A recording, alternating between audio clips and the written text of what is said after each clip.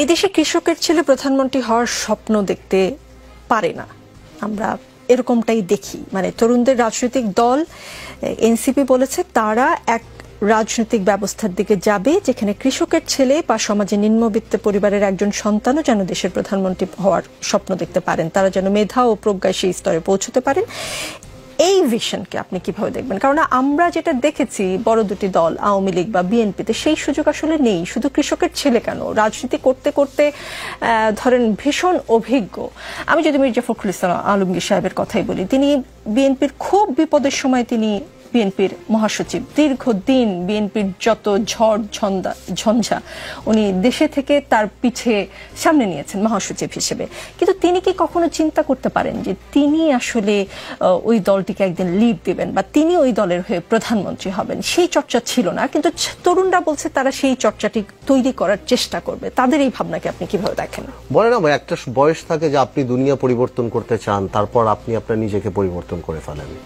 আমার মনে হয় এই তরুণ এই যে কথাগুলি থেকে অনেক কমপ্লেক্সের একটা ব্যাপার আসে, যে কৃষকের ছেলে হতে হবে বা আমরা হতে পাচ্ছি না, মানে মনে হয় একটা পুঞ্জীবিত কমপ্লেক্স কাজ করছে যে গরিব বলে হচ্ছে না।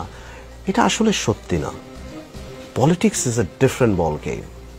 মির্জা ফখরুল সাহেবের নাম নেন, আপনি যান নামই নেন, পলিটিক্সে শিক্ষা বলেন, অর্থ বলেন, বংশ বলেন, এগুলি আপনাকে অডিয়েন্স দেয়, কিন্তু খেলা আপনার খেলতে হয়। অনেক বড় বড় রাষ্ট্রপতির ছেলেরাও কিন্তু বাংলাদেশে কিছু করতে পারে নাই, আবার অনেকে করতে পেরেছে। শেখ হাসিনা বা খালেদা জিয়া হওয়াটা কিন্তু ইজি না, ইজি ছিল না, কারণ সরওয়ার্দী সাহেবের ছেলে কিন্তু আপনি খুঁজে পাচ্ছেন না। ওকে, আরো অনেকে আছে, তাদের কিন্তু আপনি খুঁজে পাচ্ছেন না। সো আপনারা যেটা মনে করেন যে টেন্ডুলকারের ছেলে হিসাবে হয়তো আপনাকে সবাই চিনবে, কিন্তু খেলতে আপনার হবে 150 কিলোমিটার স্পিডে বল আপনার ফেস করতে হবে। বাইরে থেকে আপনি মনে করতে পারেন যে টেন্ডুলকারের ছেলে বলে চান্স পাচ্ছে না, গাভাস্কারের ছেলে টিকে নাই কিন্তু টিমে। So politics is difficult. So ওনারা বাইরে থেকে মনে করেন যে by virtue of our birth আমরা এটা হচ্ছি, জি না, এটা সত্যি না। এটা আমাদের অনেক কাজ করতে হয়। আমাকে যদি আপনি পছন্দ করেন, আমি তো এটাকে স্পিরিচুয়ালিটি মনে করি যে এটা গিফট আল্লাহ তাআলার তরফ থেকে হয়, কিন্তু এই পলিটিক্স অনেক ডিফিকাল্ট। বিকজ আপনি এক একটা স্টেজে যখন থাকেন আপনার এক এক ধরনের শত্রু থাকে। আপনি যখন বিএনপির স্ট্যান্ডিং কমিটির স্টেজে থাকেন আপনার এক এক ধরনের শত্রু থাকবে। আপনি যখন এর উপরে চিন্তা করবেন আপনার শত্রুর লেভেল আবার ডিফারেন্ট। সো আপনাকে কেউ ইজি করে দিচ্ছে না।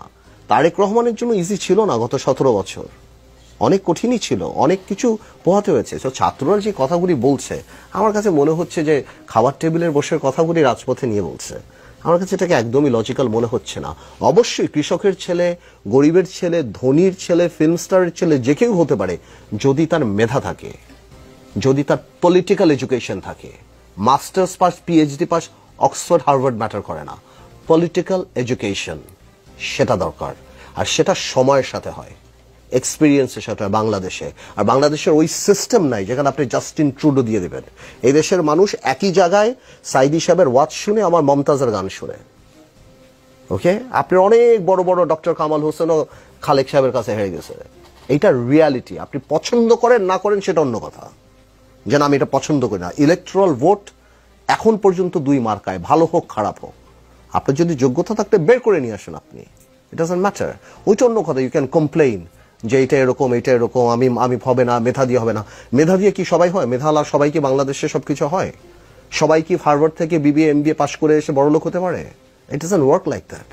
When you want to reach the top, একদম আপনি অ্যাভারেজ হতে চান করতে পারবেন, আপনি যখন টপ হতে চান, একদম উপরে উঠতে চান, আপনার এক্সট্রাঅর্ডিনারি অনেক কিছু লাগে এবং স্পিরিচুয়ালিটি লাগে, আদারওয়াইজ আপনি উঠতে পারবেন না। সুতরাং কেউ যদি মনে করে কৃষকের ছেলে প্রধানমন্ত্রী হবে, এটা কোনো সিস্টেম করে দেবে, তাহলে অটো কৃষক আসবে আর কৃষকের ছেলেরা প্রধানমন্ত্রী হবে, আই এম সরি, এটা প্র্যাকটিক্যাল না। তো যার যোগ্যতা আছে সে প্রধানমন্ত্রী হবে এবং রাজনীতি করে হতে হবে।